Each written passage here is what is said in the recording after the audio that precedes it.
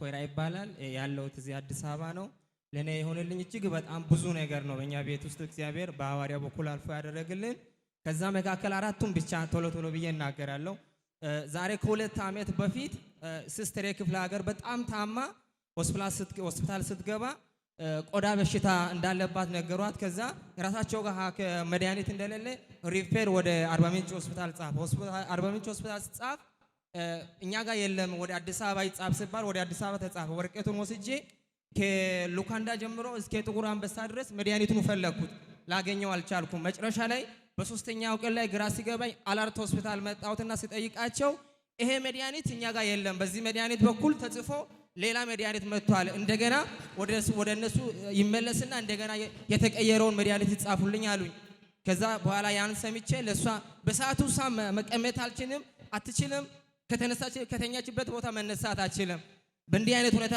ያለች ልክ ከመሽቱ 7 ሰዓት ላይ እየጸለኩ ነበርና የእግዚአብሔር ሰው ስልክ ነጋ ነበርና ኢቴል ትሞትብኝ ነው ብዬ ቴክስት አደረኩለት በዛው ተኝቼ ባለውበት እንቅልፍ ወሰደኝ ተኝቼ ስነቃ ሚሴጅ ስልክ ላይ ሳለው ያን ፓተርኑ ከብቻ ሳይሆን in the name of Jesus ብሎ መለስልኝ በዛን ሰዓት ሲስተር ክፍለ ሀገር ተፈውሳ ልክ እኔን ሲነጋ ደውዬ ነግራለሁ ብላ እየጠበቀችኝ ነው 12 ሰዓት ላይ ስደውላት ላላ ማታ ሌሊት ምን እንደሆንኩ ታላቅም ከተኛውበት ስነሳ ምንም በሽታ የለብኝም ድኛለሁ ብላ ደውላ ጠዋት ነገር ለጌታ ክብር ይጨበጨባል እባካችሁ ከዚህ በላይ ይጨበጨባል እያወራ ያለው ለ6 ወር ሙሉ መተኛት መንቀሳቀስ ማትችል አልጋ ቁራኛ የነበረች በቆዳ ካንሰር ምክንያት ሰውነቷ የበሰበሰ ሕክምና ጣቢያ ሞክረው ተስፋ ያጡለት ከክፍለ ሀገር አዲስ አበባ አሉ የሚባሉ ሆስፒታሎች ድረስ መድኃኒቱ ተፈልጎ የጠፋ እስቲ አንድ ሰው ጮሆ ለሰው የማይቻል ይበስል ለእግዚአብሔር ይቻላል ይበስል ሲነግረኝ እንደዚህ ያለ እሱ ያለው አዲስ አበባ ነው በሰዓቱ የእግዚአብሔር ሰው የት እንዳለ አይታወቅም ሰኞ አዲስ አበባ ነው ማክሰኞ ሐዋሳ ነው ሮብ ወላይታ ነው ብቻ ሐዋርያው ባለበት ሆኖ በቴክስት አንድ ቃል የመለሰለት in the name of Jesus ተፈውሳለች የሚገርመው ነገር በንጋታው ማለዳ ከ6 ወር በኋላ አልጋዋን ጠላ ተነስታ ምን እንደሆንኩ አላቅም ሌሊት የሆነ ኃይል ለካኝ ለረጅም ዓመት ሽባ አርጎኝ የተቀመጠው ነገር ከላይ ተነስቷል ተፈውሻለሁ አረባካችሁ ለጌታ ይጨበጨባል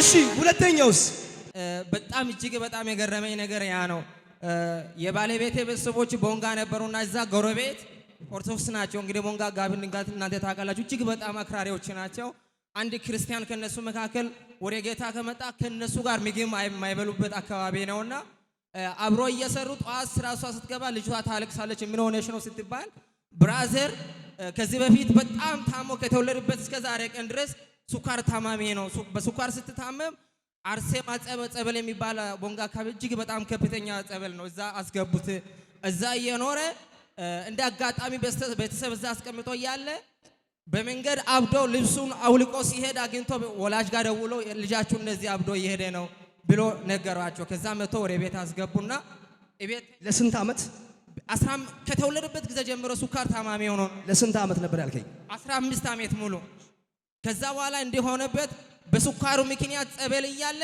አበደና ጨርቁን ጥሎ በመንገድ ሲሄድ ቤተሰብ ጋር ደውሎ ልጃችሁ እንደዚህ የሆነ ነው ሲባል ቤተሰብ መቶ ቤት ወስዶ እጁን እግሩን አስገብቶ ይያሉ ከተወሰነ ጊዜ በኋላ እንግዲህ ሱካር ታማሚዎች ምግብ ጮ ያለበት ነገር አይበሉም ምንም ነገር አያደርጉም ልብሱ ላይ ነው ሽንቱን ሚሸና ልክ መጨረሻ ላይ ሲሆን ሲስተሯ አዝ ነበረችና ወንድምሽ ሊሞት ነው ነፍሱ ከመውጣቱ በፊት መተሽ ወንድምሽን ተደወለላት በእንዲህ ሁኔታ ያለች ባለቤቴ ስራ ስትገባ ይሄን ነገር ሰምታ ልጅቷ ስታለቅስ ምን ሆነሽ ነው ሲባል ይሄ ነው ብላ ስትነግራለች እንደዛ ከሆነ ከነቢ እስራኤል ቸርች ያመጣው ዘይት አለኛ ጋር ያን ዘይቱን አመጣልሻለሁ ያን ወስተሽ ትሰጪያለሽ ወንድምሽ ይድናል ብላ ነገረችኝ እንግዲህ እነሱ ኦርቶዶክስ ናቸው ከጴንጤዎች ቸርች የመጣ ዘይት ስላለ እምነት ስላለ ዘይት ካሉስ እነሱ ስለማያምኑ እምነት ብለን ነገር ነው ያን ከላክል ይድናል ብለው ሲነግርሽ እሺ ይምጣሉ ልክ ያን ዘይት ከዚህ ቢያንስ 500 ምናምን ኪሎ ሜትር ላይ ነው እነሱ ያሉት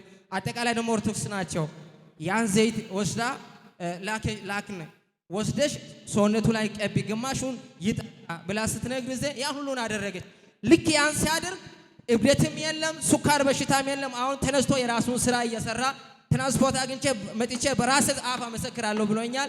መጥቶ ሲመጣ አብረን ቆመንም። እባካችሁ ለጌታ ክብር አጨብጭቡ።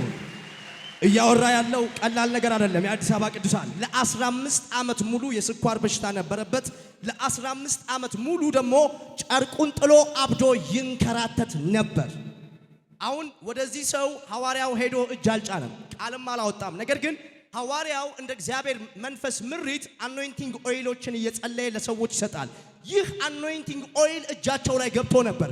ይህን አኖይንቲንግ ኦይል ነው ጎፋ ላለው ለ15 ዓመት ስኳር በሽታና ለ15 ዓመት የእብደት ቀንበር እስራት ስር ላለ ሰው የላኩት። የሚገርማችሁ ነገር ልክ በሐኪም ሞክረው ያልቻሉትን በሕክምና ሞክረው ያልቻሉትን ለ15 ዓመት የቆየ የስኳርና የእብደት ቀንበር በአኖይንቲንግ ኦይል ብቻ። ባካችሁ ደግማችሁ ለጌታ ክብር አጨብጭቡልኝ። አራተኛውስ ምስክርነት መጨረሻ ያለኝ ምስክርነት ከዛሬ ከ15 ቀን በፊት እኛ እናቅም ታላቅ ወንድማችን የአባታችን መሬት በሙሉ በራሱ ስም ካርታ ሰርቶ እስካሁን ግብር እየከፈለ ነው የሚኖረው። እኛ እናቅም። አሁን ባለፈው ግብር ሲከፍሉ የዛን ሰዓት ቀበሌ ሰዎች የጠሩትና እንዲህ አይነት ሁኔታ ከሆነ ያለው እናንተ ታውቃላችሁ ወይ ብሎ ታናሽ ወንድሜን ሲጠይቁኝ ምንም እናውቀው ነገር የለም ሲባል በሁለተኛው ቀጥሮ ቀበሌ ጠሩትና ካርታውን አምጣ እና ግብር የምትከፍለው ወርቀቱን ይዘና ሲሉ አላመጣም እከሳቸዋለሁ። 20 ምናምን ዓመት ግብር እየከፈልኩ ነው የኖሩት። አሁንም በምንም ታምር አሰጣቸው ማለት። ከዛ በኋላ የዛሬ 15 ቀን በፊት ቀጥሮ ቀበሌ ነበርና እኔ እዚህ መጣሁ። እነሱ ቀጥሮ ላይ ነበሩና የእግዚአብሔር ሰው እየተናገረ የቤታችሁ ማዕበል ይቆማል ብሎ ሲያውጅ ነበር። አሜን ያልኩ ነበርና በቀጠሮው ሰዓት ፎቶ ማለት ካርታውን ግብር ከፋይ ወርቀቱን አምጥቶ እናንተ ያላችሁን ነገር በሙሉ እኔ እሰማለሁ፣ ውሰዱ፣ እነሱ መሬታቸውን ይውሰዱ፣ እኔ ወጥቻለሁ ብሎ ካርታውና ወርቀቱን ሰጠልኝ። ለጌታ ክብር ይጨበጨባል። ለ20 ዓመት ከእጁ የወጣ መሬት እጁ ገብቷል። እህቱ ኦሬዲ ከሽባነት ተፈውሳለች። ጎፋ ያለ ለ15 ዓመት ቀንበር የነበረበት ሰው ቀንበሩ ተሰብሯል። ከኪሳራ አምልጠዋል። ድጋሚ ለጌታ ክብር ይጨበጨባል።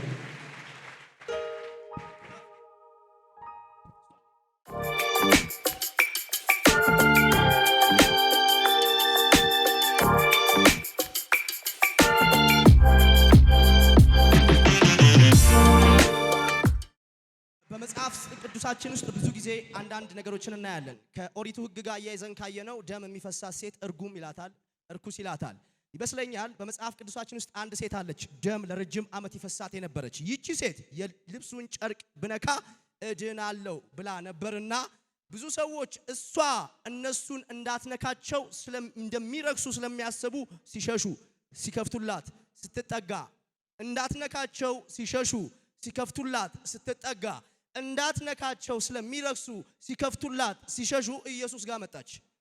እቺ ሴት ለረጅም ዓመት ደም ይፈሳት ነበር። ለረጅም ዓመት ልጅሽ ነች ልጇ ለረጅም ዓመት ደም ይፈሳት ነበር። በዚህ ምክንያት ከማህበረሰብ ጋር ከሶሳይቲ ጋር ከህዝብ ጋር መኖር እስከሚያቅታት ድረስ እጅግ በጣም የሚያስጠላ ደም ተሰቃየች። በሕክምና ሞከርኩ፣ መፍትሄ አጣዋለች። ይሸታል፣ ማህበራዊ ኑሮ ከልክሎኛል። በዚህ እስራት ውስጥ እያለው ነው ወደ እግዚአብሔር ሰው የመጣሁት። ሳይጸየፍ ጸለየልኝ እጅ ጭኖ ለልጄ ፈጽሞ ከዛሬ ቀን ጀምሮ የደሙ ምንጭ ቆሟል ብሎ በሰላም አሸኘን። የሚገርማችሁ ነገር ለረጅም ዓመት ሙሉ ከልጄ ማህፀን ውስጥ ይፈስ የነበረ ደም ለአንዴና ለመጨረሻ ጊዜ የዛን ቀን ጸሎት ላይ አበቃ። አጨብጭቡ ለጌታ ክብር።